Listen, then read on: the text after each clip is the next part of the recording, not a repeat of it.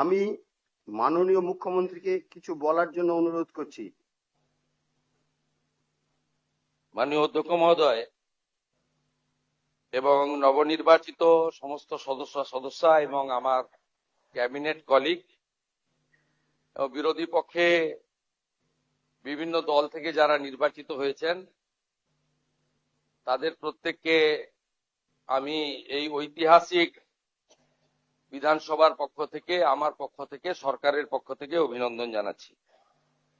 আমি প্রথমেই ধন্যবাদ জ্ঞাপন করব সমস্ত সদস্যদের এবং বিরোধী দল, প্রধান বিরোধী দল সহ অন্যান্য বিরোধী দলকেও, যে তারা পশ্চিমবঙ্গ বিধানসভার মহান ঐতিহ্য মেনে এই স্পিকার নির্বাচনে সর্বসম্মতিক্রমে স্পিকারকে নির্বাচিত করেছেন এই পরম্পরা এবং ঐতিহ্যকে বজায় রাখার জন্য।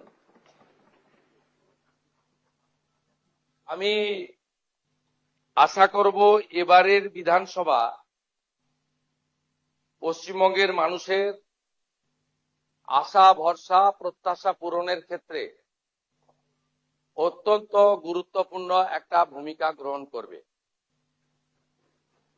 আমি এই বিধানসভায় চতুর্থবারের জন্য নির্বাচিত এবং আমার 2006, 2016, 2021 অভিজ্ঞতা আজকে আমি অম্লমধুর অভিজ্ঞতা, সেটা আমি তুলে ধরতে চাই না।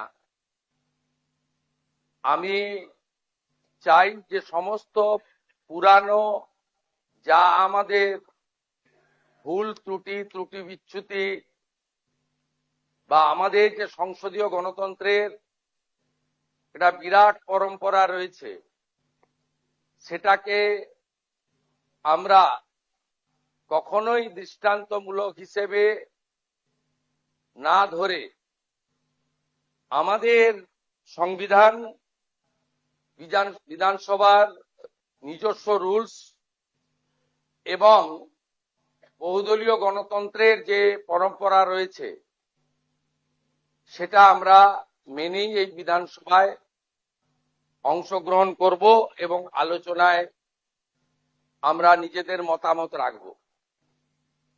আমি আশা করব যে এই বিধানসভা চলার ক্ষেত্রে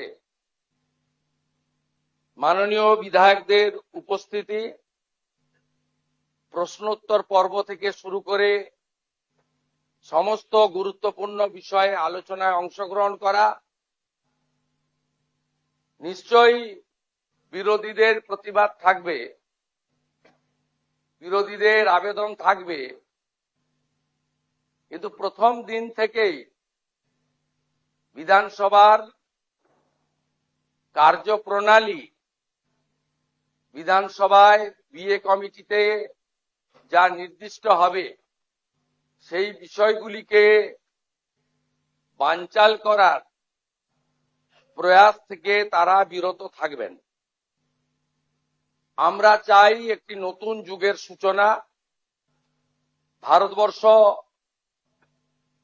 বহু প্রদেশের সমন্বয়ে গঠিত পৃথিবীর সর্ববৃহৎ গণতান্ত্রিক দেশ। অন্যান্য রাজ্যের বিধানসভার পারফরমেন্স, তার এলাকার বিধায়কের পারফরমেন্স সরাসরি মানুষ দেখতে পায়। আমাদের এই বিধানসভায় বিধায়কদের পারফরমেন্স, তারা আসছেন কি আসছেন না, তাদের যে উদ্দেশ্য নিয়ে এলাকার জনগণ নির্বাচিত করেন, তাদের দায়বদ্ধতা কতটা তারা পূরণ করছেন কি করছেন না, এগুলো সম্পর্কে ভোটার, গণদেবতা, জনতা জনার্দন তারা সম্পূর্ণ অন্ধকারে থাকে। তাই আমি আশা করব মাননীয় অধ্যক্ষের নেতৃত্বে এই ঐতিহাসিক বিধানসভা, যা 1947 সালের 20 জুন ডক্টর শ্যামাপ্রসাদ মুখার্জির নেতৃত্বে ভারত ভুক্তির প্রস্তাব গৃহীত হয়েছিল 58-21 ভোটে, সেই বিধানসভায় জনগণের নজরদারিকেও সুনিশ্চিত করার ক্ষেত্রে বিভিন্ন বিতর্ক, প্রশ্নোত্তর পর্ব, bill, budget, departmental budget, private member bill, calling attention, zero hour, mention ইত্যাদি সবকিছুই যাতে লাইভ সম্প্রচারিত হয় তার ব্যবস্থা গ্রহণ করা এবং এখানে বিরোধীদের তাদের কার্যপদ্ধতিও জনগণের জানার দরকার রয়েছে। আমরা কনস্ট্রাকটিভ অপোজিশন চাই, কারণ বহুদলীয় গণতন্ত্রে আমাদের সংবিধানে স্বীকৃত। আমরা চাই না বিধানসভা তার বিরোধী দলনেতা তাকে 11 মাস হাউসের বাইরে রেখে হাউস চলুক। আমরা চাই না কোন বিধায়ক শারীরিকভাবে নিগৃহীত হয়ে কোন হসপিটালে বা ডাক্তারের কাছে যাক, এটা মারামারি করার জায়গা নয়। আমরা চাই দায়বদ্ধতা, ভাষা প্রয়োগের শালীনতা। আমরা চাই সংবিধানকে মাথায় রেখে সংবিধানের যে 3টি বিষয় রয়েছে, for the people, by the people, of the people, সেটাকে মেনে আমরা এই বিধানসভাকে এগিয়ে নিয়ে যেতে চাই। আজকে দীর্ঘ বক্তৃতা করা উচিত নয়। পরম্পরা মেনে প্রোটেম স্পিকার, যিনি গত 3 দিন নিষ্ঠার সঙ্গে চালালেন, মাননীয় Tapas Roy, senior member of this house, senior leader of the state, তার যোগ্যতা দিয়ে যেভাবে পরিচালনা করেছেন তিনিও নিশ্চয়ই ধন্যবাদ জ্ঞাপন করবেন। এখানে প্রধান বিরোধী দল থাকলেও অন্যান্য বিরোধী দল থেকেও কয়েকজন জিতে এসেছেন। এই বিধানসভায় সকলের প্রতিনিধিত্ব সুনিশ্চিত করার ক্ষেত্রে তারাও হয়তো শুভেচ্ছা দেবেন। আমি আশা করব আমাদের স্পিকার মহোদয় ঘোষণা করবেন আমরা পরে কবে বসবো, সেটা আমার ঘোষণা করা উচিত নয়, কারণ মাননীয় স্পিকারের চেয়ারের মর্যাদা, তিনি নিশ্চয়ই সরকারের সঙ্গে পরামর্শ করে চলবেন, তার চেয়ারের মর্যাদা, তার সম্মানের মর্যাদা আমরা অক্ষরে অক্ষরে পালন করব, কারণ তিনি এই হাউসের কাস্টোডিয়ান। তাই আমি আশা করব পরবর্তী বিধানসভার যখন পূর্ণাঙ্গ বাজেট অধিবেশন হবে, মহামহিম রাজ্যপালের বক্তৃতার মধ্য দিয়ে, তার আগে সর্বদলীয় মিটিং, বিএ কমিটি, বিভিন্ন হাউস কমিটি এবং standing committee formation, public accounts committee তৈরি করা, ফিনান্স কমিটিগুলির নির্বাচন, সব ক্ষেত্রেই এই বিধানসভায় ডাক্তার বিধানচন্দ্র রায় থেকে শুরু করে বিগত দিনে যারা দিকপাল স্বাধীনতা সংগ্রামীরা, অজয় মুখোপাধ্যায় থেকে শুরু করে, তারা যেভাবে এই বিধানসভাকে চালিয়েছেন, যে পরম্পরা ছিল, এই পরম্পরা আমাদের চলবে। এই বিধানসভায় সংস্কারেরও দরকার রয়েছে। ইলেকট্রনিক্স ভোটিং মেশিন এখনো শুনলে আপনাদের খুবই পরিতাপের বিষয়, আমাদের কাগজে লিখে দিতে হয়।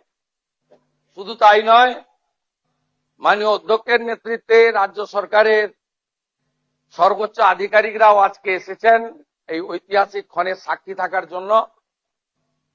আমাদের ডিলিমিটেশন ইত্যাদি হয়ে যাওয়ার পরে বিধানসভার আসন সংখ্যাও হয়তো বাড়তে পারে।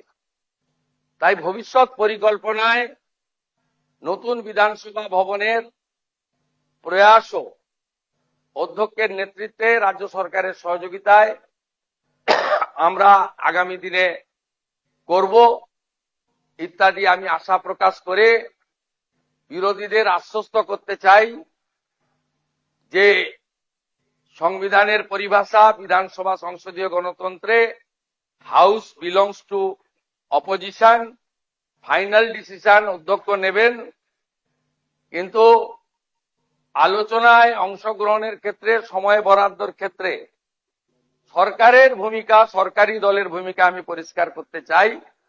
সংখ্যায় আপনারা অনেক কম হলেও আমরা 50-50 যে ভাগ আছে সেটা থেকে সরে যাব না। আমাদের সংখ্যা অনেক বেশি হলেও আপনাদের বেশি করে বলার সুযোগ যাতে অধ্যক্ষ দেন সরকার এবং সরকারি দলের, সেই ব্যবস্থা থাকবে। আমি মুখ্যমন্ত্রী হিসেবে মাননীয় বিধায়কদের কোন দল থেকে জিতেছেন বড় কথা নয়, মন্ত্রীদের সঙ্গে মিট করবেন, যদি না আপনাদের দলের আপত্তি না থাকে। মন্ত্রীদেরও বলবো বিরোধী দলের বিধায়করা অ্যাপয়েন্টমেন্ট চাইলে দেবেন। এলাকায় মন্ত্রীরা গেলে যে দলেরই বিধায়ক হন তাকে খবর দেবেন। এবং মাননীয় বিধায়ক, আমরা আগে চিঠি দিলে উত্তর দিতেন না অনেক মন্ত্রী, মুখ্যমন্ত্রীর তো প্রশ্নই ছিল না। আপনারা আমাকে চিঠি দিলেন, দেবেন, প্রাপ্তি স্বীকারও পাবেন এবং কিছুটা ইতিবাচক ফলাফলও পাবেন। আশ্বস্ত থাকুন, ভারতীয় জনতা পার্টি 21টা রাজ্যে মাননীয় নরেন্দ্র মোদীজির মার্গদর্শনে যেভাবে সরকার চালাচ্ছে এই সরকারও তার অন্যথা করবে না। সবাই খুব ভালো থাকবেন। ভারত মাতা কি বন্দে